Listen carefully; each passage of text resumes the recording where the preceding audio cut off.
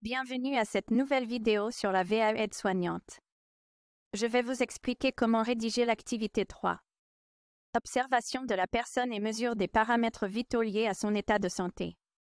Bonjour, je m'appelle Brigitte et je suis formatrice. J'ai deux rubriques à compléter, la rubrique A et B. Sur la rubrique A, vous devez citer tous les paramètres vitaux que vous avez l'habitude d'effectuer. Exemple, je prends la température, tension, glycémie capillaire, saturation. Comment rédiger la rubrique B? Sur la rubrique B, il faut mettre un titre. Exemple, hyperthermie ou hypertension ou bien désaturation. De cette façon, le jury sait par avance le sujet que vous allez développer. Ensuite, vous allez présenter la personne. Exemple, Madame X âgée de 75 ans et entrée en maison de retraite il y a 3 ans, autonome pour ses actes de la vie quotidienne et elle a besoin d'aide pour se déplacer et s'habiller.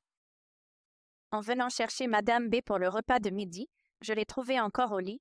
C'est une situation inhabituelle et vous avez observé un changement dans son état. Il faut décrire les signes que vous observez. Madame B vous dit qu'elle est fatiguée et qu'elle n'a pas faim. Vous constatez qu'elle a le faciès rouge et qu'elle transpire abondamment, et elle vous dit qu'elle a des frissons et des maux de tête. Après avoir constaté les signes, vous allez prendre les constantes qui vont correspondre à l'état de santé de Madame B. Dans cette situation, vous allez prendre la température et la tension artérielle de Madame B. Il faut citer les chiffres de la température que vous trouvez ainsi que les chiffres de la tension artérielle. Exemple, température 38 degrés, tension artérielle 12/8. Pour la température, on trouve une hyperthermie, la tension est normale, j'informe l'IDE. On récapitule. Vous avez observé un changement de l'état clinique. Vous avez pris les paramètres vitaux. Vous avez relié à l'état clinique. Vous avez informé l'infirmière de la situation.